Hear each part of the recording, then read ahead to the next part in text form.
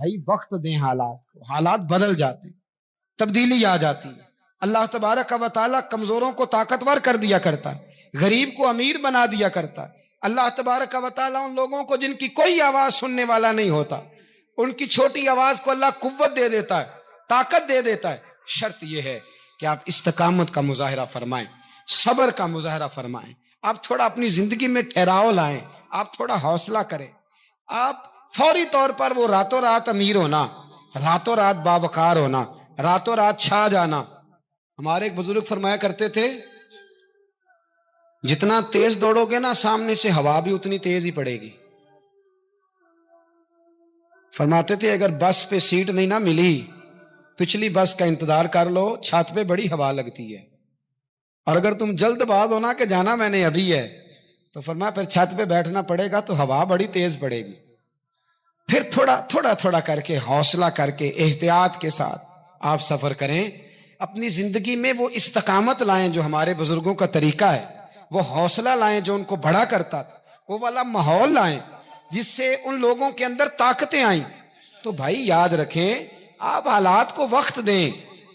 حالات کو، آپ چلے گئے ڈاکٹر کے پاس دوائی لینے، اس نے آپ کو دوائی دے دی 1 مہینے کی، اس نے کہا 1 گولی صبح کھانی 1 شام کھانی، یہ سیرپ ہے اتنا بڑا، 1 چمچ صبح پینا 1 شام پینا ہے۔ تو آپ نے کہا نہیں، میں نے تو 2 گھنٹے میں ٹھیک ہونا ہے، تو ساری بوتل ہی نہ پی جاؤں،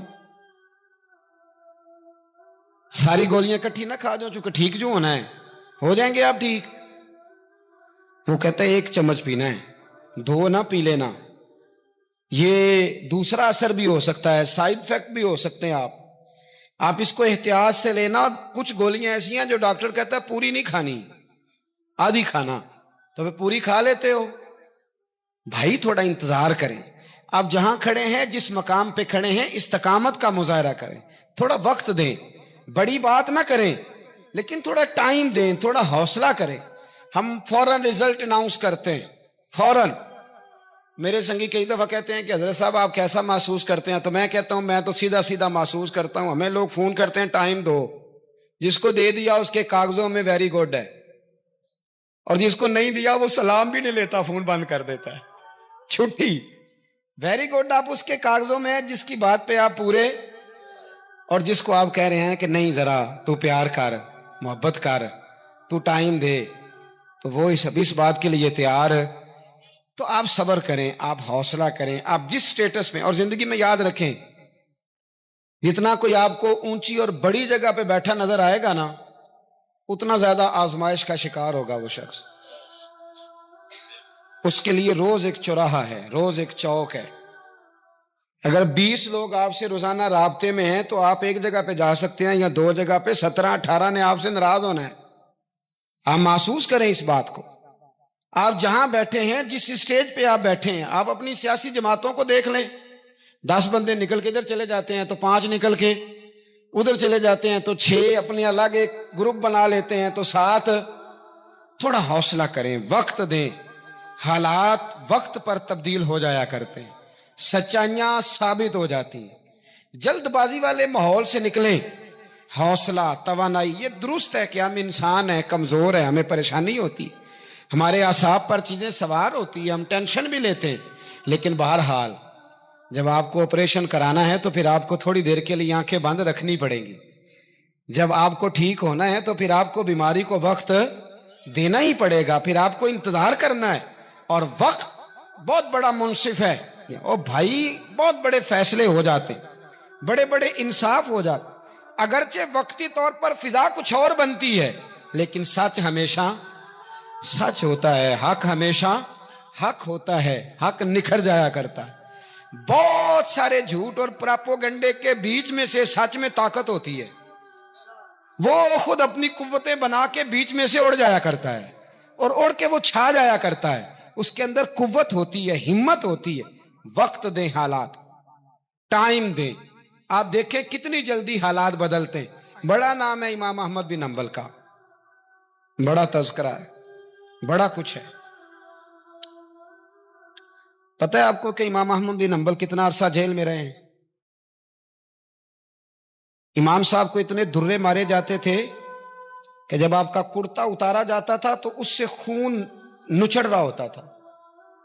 آج ہم مسند امام احمد بن حنبل اے سی والے کمرے میں بیٹھ کے پڑھتے ہیں، اور جب ہم اس کا حوالہ دے رہے ہوتے ہیں تو ہم کہہ رہے ہوتے ہیں تو پتہ میں کتنا بڑا آدمی ہوں، 14 جلدوں کی کتاب میں سے حوالہ دے رہا ہوں. اس بندے سے پوچھو جس نے لکھی ہے، اس سے پوچھو جس نے یہ کمال کیا ہے. اور اتنا بڑا آدمی اور سچا بادشاہ مار رہا ہے. ایک دن اس نے تانا بھی دیا، کہنے لگا احمد بن حنبل مجھے بھی پتہ ہے آپ ٹھیک ہیں اور آپ کو بھی پتہ ہے آپ ٹھیک ہیں، ظلم ہو رہا ہے، زیادتی ہو رہی ہے، پر لوگ آپ کی سپورٹ کیوں نہیں کر رہے؟ دنیا آپ کے پیچھے کیوں نہیں چل رہی؟ کوئی آپ کے ساتھ کیوں نہیں آ رہا؟ تو امام احمد بن حنبل کہنے لگے اتنا ہی کافی نہیں کہ تو میرے اوپر ظلم کر کے بھی مجھے سچائی کہہ رہا ہے، یہ میری جیت کافی نہیں. اور فرمایا اگر تو نے رزلٹ دیکھنا ہوا نا تو تیرا اور میرا رزلٹ جنازے والے دن نکلے گا. حضرت سلطان بہو سے کسی نے کہا تھا زندگی میں بڑے مرید ہوئے، کہنے لگے نہیں، رب دا طالب کوئی نہیں ملیا، جو ملے ہے طالب زردہ ہو. آئے ہیں لوگ تویز دھاگا لینے، رب دا طالب کوئی نہ ملیا، جو ملے ہے طالب زردہ. وہ لینے آئے تھے تویز، ہم نے بھی دیکھ کے بھیج دیا، بات ختم ہو گئی. شاہ بقی الدین ابن مخلد کے استاد فرمانے لگے کہ بیٹا تیرا ظرف بڑا ہے اور میرا علم تھوڑا ہے، اگر تو نے صحیح طرح پڑھنا ہے تو بغداد امام احمد بن حنبل کے پاس چلا جا، صحیح طرح پڑھ، پھر وہ تیری تشنگی ختم کریں گے، تیری پیاس بجھا دیں گے، چلا جا. کہتے ہیں میں کشتی میں بیٹھا آنے کے لیے، رستے میں طوفان آ گیا، کشتی کو جانا کہیں اور تھا، چلی کہیں اور گئی. ایک جزیرے پہ ہم اترے. فرماتے ہیں کہ وہاں پیسے ویسے بھی ختم ہو گئے، پتے کھا کے گزارا کرنا پڑا. بغداد کی سمت کا تعین کر کے پتہ کر کے اس طرف میں چلنے لگا پیدل. ہمارا بچہ ماشاءاللہ سے جو ابا جی سے پورے پیسے لے کے جاتا ہے نا پڑھنے کے لیے، اس کا بھی پورا پریشر ہوتا ہے ابا جی کے، آپ کو پتہ نہیں میں پڑھائی کر رہا ہوں، حالانکہ بعد میں پیسے سارے اپنے اکاؤنٹ میں جمع کراتا ہے، ابا جی کو دیتا، لیکن پریشر کریٹ کرتا ہے کہ میں تعلیم حاصل کر رہا ہوں آپ کے حکم پر، لہذا آپ میرا احسان مانیں معاذ اللہ تعالی. کہتے میں تعین کر کے بغداد کی سمت چلنے لگا، شہر بغداد دی کی یہ نشانی. کہتے میں جا رہا ہوں اس سمت، پتے بھی کھانے پڑے رستے میں. 1.5 مہینہ لگا تو میں بغداد پہنچا. اب میں نے لوگوں سے پوچھا کہ امام احمد بن حنبل کا مدرسہ کہاں ہے؟ جب میں نے کہا نا امام احمد بن حنبل، تو ایک زمانے میں نام بجتا تھا، ڈنکا بجتا تھا، آج جیل میں.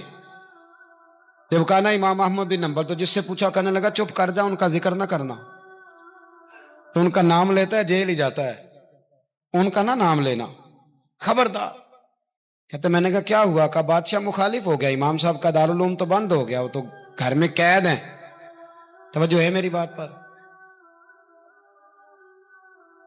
یہ ذوق اگر اسٹوڈنٹ کا بنتا ہے نا تو استاد پڑھانے والا نہ بھی نہ ہو تو وہ استاد کے سینے سے علم کھینچ لیا کرتا ہے،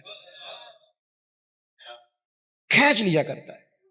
خواجہ فقیر محمد چرائی رحمت اللہ علیہ کے ایک مرید تھے، حضرت نے انہیں بڑا کچھ نوازا تو کچھ لوگ کہنے لگے حضرت جی اسی کو سارا کچھ دے دیا ہے. فرمانے لگے بیلیاں ادیاں داواں ہی بڑیاں سن، یہ تو مینوں ریڑک کے مکھن کٹ کے لے گیا ہے، ادیاں داواں ہی بڑیاں سن. کچھ لوگ ہوتے ہیں نا پیارے، انہیں طریقہ ہوتا ہے دعا لے لیتے ہیں اور کچھ کہتے رہتے ہیں حضرت جی دعا کرنا، اور دعا لینے والا کام کوئی نہیں کرتے، کہتے رہتے ہیں دعا کرنا. کہتے میں لوگوں نے کہا کہ وہ مدرسہ بند ہے آپ کہاں جائیں گے؟ تو میں نے کہا میں کہیں بھی جاؤں کوئی ذریعہ حضرت تک پہنچنے کا کوئی ذریعہ نہیں. ان کے گھر کو بادشاہ نے سب جیل بنا دیا، سپاہی دروازے پہ کھڑے. آپ نے فرمایا پھر بھی ایک بندہ کہنے لگا اتنی نیکی کر سکتا ہوں کہ میں تمہیں ان کا دروازہ دکھا سکتا ہوں. آپ فرمانے لگے میرے لیے اتنا بھی کافی ہے، ذکر حبیب کم نہیں وصل حبیب سے، اتنا بھی میرے لیے کافی ہے. اس نے دور سے کھڑے ہو کے کہا وہ جہاں سپاہی کھڑے ہیں نا وہ امام صاحب کا دروازہ ہے. شاہ بقی الدین صاحب کہتے ہیں میں نے کہا تو اب جا، اب دیکھنا میں علم کیسے حاصل کرتا ہوں. صبر دیکھو، استقامت دیکھو، حوصلہ دیکھو. آپ فرماتے ہیں کہ میں نے نا اپنے سر سے ٹوپی اتار کے کسی کو دے دی اور بال میں نے بکھیر ڈالے سارے، ایک جگہ سے 2 جگہ سے کرتا میں نے پھاڑ لیا، ہاتھ میں نا میں نے پیالہ پکڑ لیا مانگنے والا، تینوں لب دیا آپ گواچے. میں نے نا پیالہ پکڑ لیا ہاتھ میں مانگنے والا اور جس گلی میں امام صاحب کا گھر تھا نا، پہلے کونے پہ صدا لگائی 1 دینار کا سوال ہے. کہتے ہیں 1 دینار ملا، پھر دوسرے دروازے پہ آیا، 1 دینار ملا، پھر تیسرے دروازے پہ آیا. مجنو بن کے وچ بازاراں کدی ککھاں وانگ رلائے تے کدی کہایا کنبا سارا، سر نیزے اتے چڑھائے. سجنا یار مناؤن دی خاطر اساں کی پیس وٹائے. فرماتے میں نا مانگنے والا، بھکاری بن کے مانگنے والا نہیں، میں امیر باپ کا بیٹا تھا پر میں مانگنے والا بن گیا. میں نے پھٹے پرانے کپڑے، ایک دروازے پہ 1 دینار. امام صاحب کا بھی دروازہ آیا، کہتے میں نے صدا دی 1 دینار چاہیے تھا. کہتے امام احمد بن حنبل دروازے تک آئے، اور جب میرے پیالے میں کاسے میں دینار ڈالنے لگے تو میں رو پڑا. میں نے کہا میرے محبوب کریم کی حدیثوں کے وارث اور جانشین، میں تو کہاں سے چلا ہوں، تجھ سے حدیث سیکھنے آیا ہوں، مجھے خیرات نہ دے، مجھے میرے مصطفیٰ کی 2 حدیثیں پڑھا دے. تو کہتے ہیں شیخ کی آنکھوں میں، امام صاحب کی آنکھوں میں آنسو آ گئے. فرمانے لگے یار میں ابھی سوچ رہا تھا اسٹوڈنٹ ہی کوئی نہیں، کس سے حبیب کی باتیں کروں، آج تو پڑھا دوں گا تو کل کیسے آئے گا. عرض کی حضور جب تک آپ جیل میں رہیں گے میں بھکاری بنا رہوں گا. مانگنا جو ہے نوکر کی تے نخرا کی، جب لینا جو ہے تو ختم ہو گئی بات، پیالہ سیدھا رکھیں گے. آپ فرماتے ہیں کئی مہینے، 1 2 4 دن نہیں، کئی مہینے میں ہاتھ میں نا پیالہ لے لیتا اور گلیوں میں گھومتا. 1 دینار کا سوال ہے. استقامت، صبر، حوصلہ. آپ فرماتے ہیں امام احمد بن حنبل کا دروازہ آتا تو وہ 1 دینار بھی روز دیتے اور حدیثیں بھی روز ہی پڑھاتے. آپ فرماتے ہیں کہ پھر وقت بدل گیا، پھر حالات تبدیل ہو گئے، بادشاہ چلا گیا اور نیا آ گیا. فرماتے ہیں وہ امام صاحب کا عقیدت مند تھا، اس نے مدرسہ بڑا بنا کے دیا، اس نے مسند بچھا کے دی. پہلے دن جب امام صاحب مسند حدیث پر جبہ پہن کر، امامہ باندھ کر، خوشبو لگا کر منبر پر بیٹھے حدیثیں بیان کرنے، فرماتے ہیں جب میں آیا نا سامنے تو میں انہیں دیکھ کے رو پڑا، وہ مجھے دیکھ کے رو پڑے. فرماتے ہیں انہوں نے کہا رستہ چھوڑ دو، اسے آگے آنے دو. جب میں آگے آیا تو امام صاحب فرمانے لگے پہلے بھی بڑا پڑھایا تھا، اب بھی زندگی بھر پڑھاؤں گا، پر جس صبر اور استقامت سے تو نے پڑھا ہے، جو مزہ ان دنوں میں آیا ہے شاید دوبارہ کبھی نہ آئے. تھوڑا حوصلہ پیدا کریں، تھوڑا استقامت کا مظاہرہ کریں. تھوڑا سا نا وہ حضرت خواجہ نظام الدین صاحب سے ایک شخص نے آ کے کہا تھا میرا پیر کامل نہیں تو میں نے بدلنا ہے. فرمایا شریک قباحت تو کوئی نہیں؟ کہنے لگا نہیں. تو آپ فرمانے لگے تو اللہ کی رضا کے لیے خدمت کر، ہو سکتا ہے تیری خدمت کی برکت سے اللہ اسے کامل کر دے، اللہ کامل بنا دے، تیری برکت سے کامل ہو جائے. تھوڑا استقامت کا ماحول بنائیں. میں اس زمانے میں جو سب سے زیادہ کمزوری محسوس کرتا ہوں لوگوں کے اندر، یہ ہے کہ تدبر نہیں، حوصلہ نہیں. ایک بت ہوتا ہے میری ذات کا جس سے میں ساری زندگی باہر نہیں نکل پاتا. میں کہتا ہوں جو میں کہہ رہا ہوں وہ ہونا چاہیے، جو میں چاہ رہا ہوں وہ ہونا چاہیے، جو میری خواہش ہے وہ ہونا چاہیے. ایسا نہیں ہوگا. خواہشیں آپ کریں گے، چاہتے آپ کریں گے، پر پوری اللہ اپنی حکمت سے کرے گا. پورا اللہ اپنی. میرے نبی کریم علیہ السلام نے ایک دعا مانگی تھی، اللہ میری امت لڑے نہ. تو رب کریم نے کہا محبوب یہ دعا مجھ سے مانگے ہی نہ. اس میں بھی اس کی حکمت ہے کہ آپ کو حق پہچاننا ہے. خدا را اللہ پہ چھوڑیں. ہم بڑے بے حوصلہ ہیں، ہم بڑے کمزور ہیں، ہمیں تو اللہ تعالیٰ خیر کرے. اب تو زمانے میں جو دوائی سب سے زیادہ بکنی چاہیے وہ وہم کی دوائی ہے، وہ سب سے زیادہ بکنی چاہیے. ہر چوتھا آدمی اس وہم کا شکار ہے کہ جانے کیا ہو جائے گا. کچھ بھی نہیں ہوگا، وہی ہوگا جو منظور ہے. آپ کو تو ماشاءاللہ یاد ہے، وہی ہوگا جو منظور ہے. کچھ چیزیں اللہ رسول پہ چھوڑیں، صبر کے ساتھ، استقامت کے ساتھ. ایک بات میں نے شروع میں کی تھی، پھر دہراتا ہوں آخر پہ. یہ سوچ لیں کہ آپ حق پہ ہیں کہ نہیں، آپ سچے ہیں کہ حضرت عبداللہ ابن زبیر امام حسین کے بعد یزیدی فوجوں کے خلاف نکلے تھے. آپ کے کچھ ساتھی شہید ہو گئے تھے اور کچھ پیچھے کی طرف چلے گئے تھے، پسپا ہو گئے تھے. حضرت عبداللہ ابن زبیر اکیلے رہ گئے تھے. اس وقت آپ کی والدہ حضرت اسماء بنت ابی بکر صدیق 90 سال عمر تھی اور آنکھوں سے نابینا تھی. فرماتے ہیں میں اپنی اماں سے مشورہ کرنے آیا. میں نے کہا اماں میرے کچھ ساتھی پیچھے چلے گئے، کچھ شہید ہو گئے، میں جہاد میں اکیلا رہ گیا ہوں، حکم کیا ہے؟ تو اماں کہنے لگی عبداللہ پہلے یہ بتا تو حق پہ ہے کہ نہیں. میں نے کہا اماں ہوں تو میں حق پہ، پر مجھے تیری بڑی فکر ہے، تیری 90 سال عمر ہے، یہ تو میرے جو مقابلے والے ہیں یہ تو بڑے سخت گیر لوگ ہیں، میری لاش کے ٹکڑے ٹکڑے کر دیں گے، تو برداشت کر لے گی؟ تو حضرت اسماء نے پتہ کیا دلیرانہ جواب دیا تھا کہ بیٹا بکرے کو تکلیف صرف ذبح ہوتے وقت ہوتی ہے، جب اس کی کھال اتارتے ہیں پھر اسے کوئی تکلیف نہیں ہوتی، جب اس کے ٹکڑے ٹکڑے کرتے ہیں اسے کوئی تکلیف، تو کہا بیٹا حوصلے کے ساتھ رہنا، صبر کے ساتھ رہنا، اگر تو حق پہ ہے پہلے یہ دیکھ لے، اگر آپ حق پہ ہیں، اگر نہیں تو توبہ کر کے حق پہ آئیں، اور اگر آپ حق پہ ہیں تو پھر آپ یہ ذہن بنا لیں کہ حالات بدلیں گے اور جو آپ کا نظریہ ہے وہ غالب آ کے رہے گا۔ اگر آپ حق پہ ہیں تو پھر اللہ آپ کو توفیق دے گا، لیکن زندگی میں ان چیزوں سے بچیں۔ امام اعظم کے خلاف سازش رچی گئی، امام صاحب رحمۃ اللہ تعالیٰ علیہ کے پاس ایک بی بی دوڑی، حضور مسئلہ پوچھنا، آپ عورتوں سے ملا نہیں کرتے تھے، میں نے سوال کرنا ہے جی، جلدی جلدی سے اندر آ گئی۔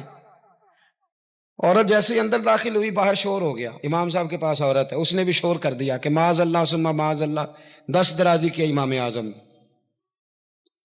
لوگ امام صاحب سے کہنے لگے اب پراپوگنڈا ہو گیا، سارے شہر میں بات پھیل گئی، حضور آپ جواب دیں، آپ بھی کوئی بات کریں۔ فرمانے لگے کیا جواب دوں، بی بی اکیلا تھا، میں اندر آئی ہے، باہر شور ہوا ہے، عورت کہہ رہی ہے میں اکیلا تھا، میں جواب دوں بھی تو میری گواہی کون دے گا، میرے ساتھ کھڑا کون ہوگا، اس وقت کون ہے جو اٹھ کے کہے گا کہ نہیں نہیں ایسی بات کوئی نہیں، یہ تو ماحول تو اور رخ اختیار کر گیا، تو حضور اب کیا کرنا ہے؟